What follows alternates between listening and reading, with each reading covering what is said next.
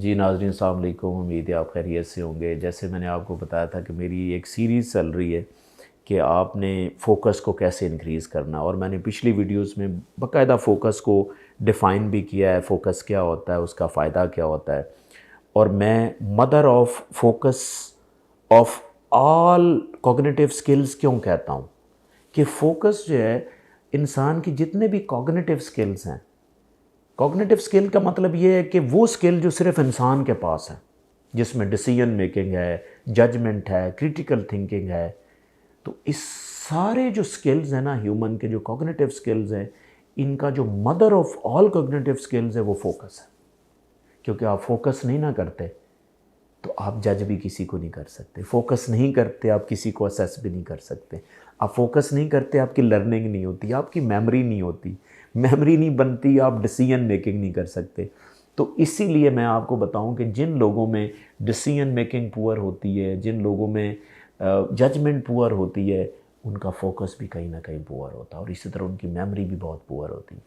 तो मैं आपको बताऊं कि मैंने आपको जो सीरीज़ ऑफ वीडियोस बना रहा था कि आपने फोकस को कैसे इंक्रीज़ करना है, तो पहले मैंने आपको एक सेंसरी डेप्रिवेशन के ऊपर वीडियो दी कि सेंसरी डेप्रिवेशन करके आप फोकस कैसे बढ़ा सकते हैं। फिर मैंने एक वीडियो बनाई कि ब्रेकिंग द रूटीन, रूटीन को ब्रेक करके आप कैसे फोकस बढ़ा सकते हैं। ये मेरी वीडियो जो है वो न्यूट्रिशन से है कि आप न्यूट्रिशन को किस तरह सेट करें कि आपकी जो है वो फोकस बढ़े। देखें, इससे पहले मैं आपको बताऊं कि देखें, आपका सम टाइम फोकस इसलिए नहीं होता कि आपके ब्रेन में हो सकता है थकावट हो, यानी कि ऑक्सीडेटिव स्ट्रेस हो, इन्फ्लेमेशन हो। इस वजह से क्या होता है कि आपका फोकस नहीं बढ़ रहा होता। तो मैं आपको कुछ कैटेगरीज़ ऐसी बताता हूँ फूड की, जिनको खाएंगे या इस्तेमाल करेंगे तो आपका फोकस जो है वो बढ़ेगा। तो ऐसी वो तमाम फूड्स जिसकी वजह से आपका फोकस बढ़ता है, तो इनको हम कॉग्निटिव फूड्स भी कहते हैं, या इनको हम नूट्रोपिक फूड भी कहते हैं, या इनको हम ब्रेन बूस्टर्स भी कहते हैं। तो अगर आप इन फूड्स को अगर आप इस्तेमाल करेंगे तो इंशाल्लाह आपका जो फोकस है बढ़ेगा। पहला मैं फूड की कैटेगरीज आपको बता दूं। एक बहुत इंपॉर्टेंट और अच्छे फैटी एसिड्स होते हैं जिसे हम ओमेगा 3 फैटी एसिड कहते हैं। देखें, आपका जो फोकस बनता है ना, वो न्यूरॉन जो होते हैं ना, उनकी मेम्ब्रेन की स्ट्रक्चर अगर ठीक है ना, तो उसकी वजह से भी फोकस बेहतर होता है। अगर आपकी मेम्ब्रेन, न्यूरॉन्स की मेम्ब्रेन वीक है या स्ट्रेंथन नहीं है, तो उसकी वजह से भी आपका फोकस वीक होता है।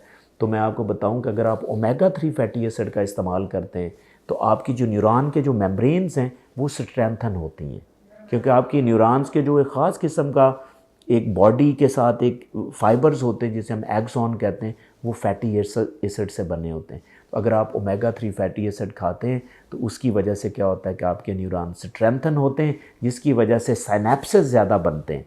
न्यूरॉन के कनेक्शन जब ज़्यादा बनते हैं ना, तो अटेंशन और फोकस बढ़ता है।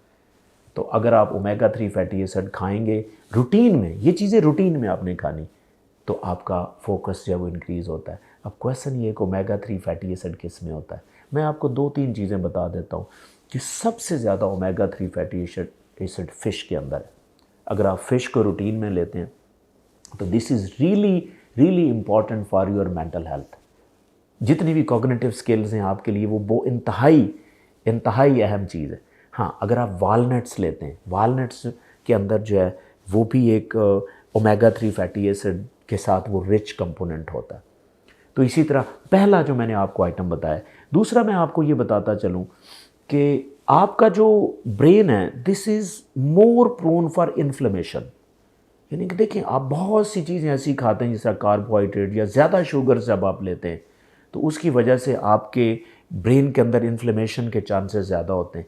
तो अपने ब्रेन को अगर आप प्रोटेक्ट करके रखना चाहते हैं तो आप एंटी इन्फ्लेमेटरी फूड्स को ज़्यादा तरजीह दिया करें।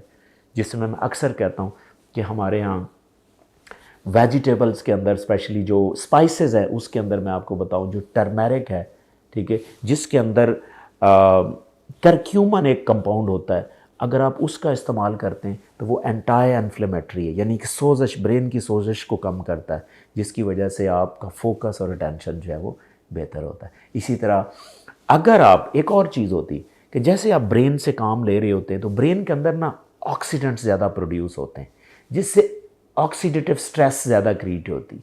अब स्ट्रेस के अंदर आपका फोकस ऑब्वियसली जो है ना वो कम हो जाता है, यानी कि when you are in stress आपका फोकस नहीं होता। इसी वजह से स्ट्रेस के दौरान आपको कोई बंदा बात कहे तो आप जल्दी से फॉलो कर लेते हैं, बिकॉज आप उसको फोकस नहीं सही कर पाते, फिर आपसे डिसीजन नहीं लिया जाता। तो मैं आपसे गुजारिश करूंगा कि ऐसी चीज़ें आप खुराक में लेके आएँ जो एंटीऑक्सीडेंट हों। अब एंटीऑक्सीडेंट मैं आपको बताऊं कि एंटीऑक्सीडेंट जो कंपाउंड्स हैं या मिनरल्स के अंदर अगर आप आयरन और जिंक का इस्तेमाल करें, ये बहुत इंपॉर्टेंट चीज़ है। और विटामिन सी जो है ये बेहतरीन किस्म का एंटीऑक्सीडेंट है। हाँ, पहले मैंने आपको जो बताया था ना, फ़िश में जो ओमेगा 3 फैटी एसिड होता है उसका रोल भी एंटीऑक्सीडेंट होता है।